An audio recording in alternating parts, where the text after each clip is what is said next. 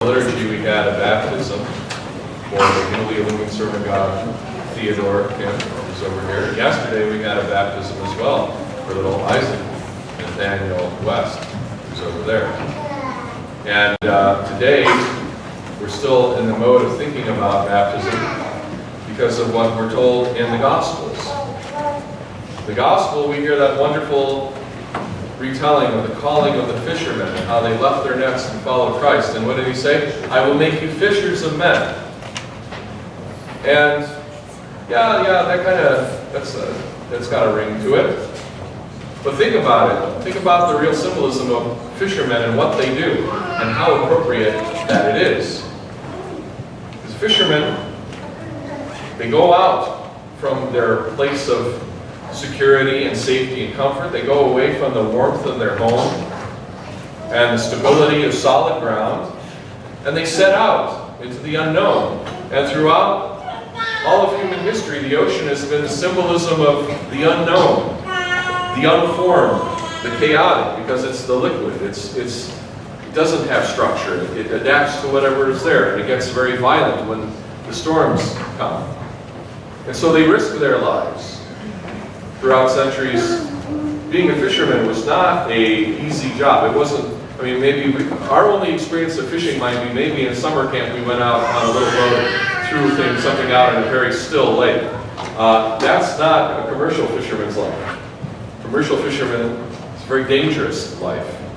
There's always random things that could go wrong, dangerous things that can happen.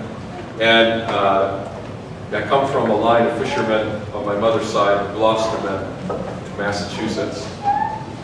And so I think about what they went through and how they lived and how they endured and how they made their living. So to become a fisher of men must and should require the same amount of risk. And here I condemn myself because I know I'm very comfortable and I like to stay where I'm stable and I know things and they're predictable. But God calls his apostles to be fishermen, fishers of men. And what do they do then? They have to go outside of their comfort zone. They have to go into the unknown. And there they have to do something even more extraordinary. The fish don't jump into the boat. They don't just say, hey, you're a Christian. Wow, I want to be a Christian too. Let me hop right on board. It takes sweat. It takes labor. You have to reach out and you have to lower your nets.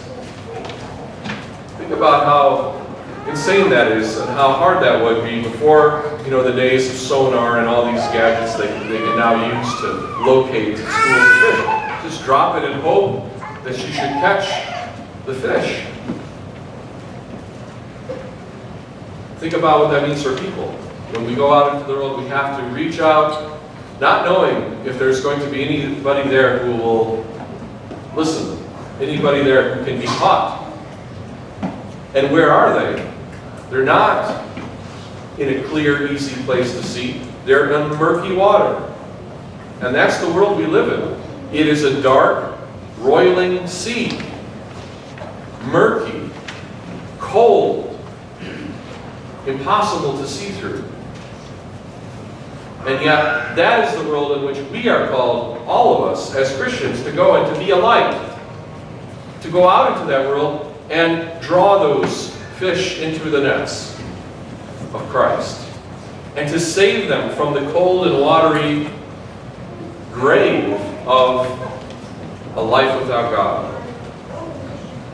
And bring them up into the ark of salvation, which is the church.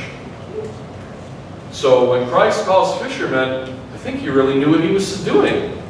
Because there's only very few people in the world who have the incredible courage or stamina or moxie to do this kind of work.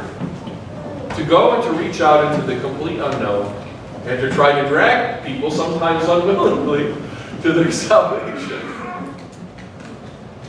And in baptism, we see the same. I feel like I'm a fisherman every time I baptize because I have to put the bait in the water and drag it back out again. Catch a fish. Catch a little fish for Christ. But once they get to here, it's like fishing in a barrel, so it's not hard. The hard part is going out into that world where the waters are not contained. And they overlap and they flow, and they're always the same. So brothers and sisters, today we also celebrate the feast of All Saints of North America. 2 weeks ago we celebrated Pentecost, which is the descent of the Holy Spirit on the church so that it could go and preach to all nations and baptize them in the name of the Father, the Son, and the Holy Spirit. And so last Sunday we remembered All Saints, the fruition of that work. But today we also continue that celebration by remembering the work that was done here. How appropriate it is that the first missionaries to America were in Alaska, where they were dealing with the people whose main source of livelihood is what? Fishing. Did I ever tell you the story of when I had to call Alaska? Years ago when I was working at Syosset at the Chancery, I had to contact a priest in Alaska to ask him some questions about our summer camp. And I called and his Matushka answered, and of course in Alaska they're not like us here, they talk very slowly and patiently, because they got no rush like we do. They're just living life. He said, yes, his father so-and-so there. No, he's not here right now. Oh, where is he? He went fishing. Oh, can he call me when he gets back? When will he get back? In 3 months. Because that's what you do if you live in Alaska, if you're a native priest. You go fishing for 3 months so you can eat for the rest of the winter. Hard life. Hard life. And the other first people who came as Orthodox were also fishermen. Many of them were Greeks who came to Florida, to New Orleans, in the south, and they also were fishermen. Down in Tarpon Springs, you still see the colony of the Greek Orthodox Americans there who were sponge divers. Talk about a difficult way to make a living. So fishermen have always been close to us. St. Nicholas was patron saint of fishermen.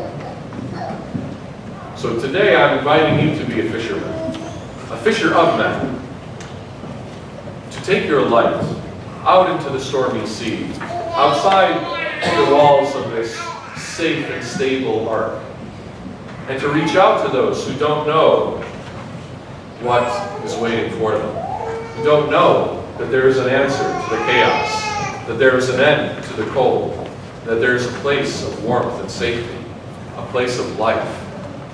That's all of our jobs, so that we become what God intended us to be, all saints of North America. Christ is among us.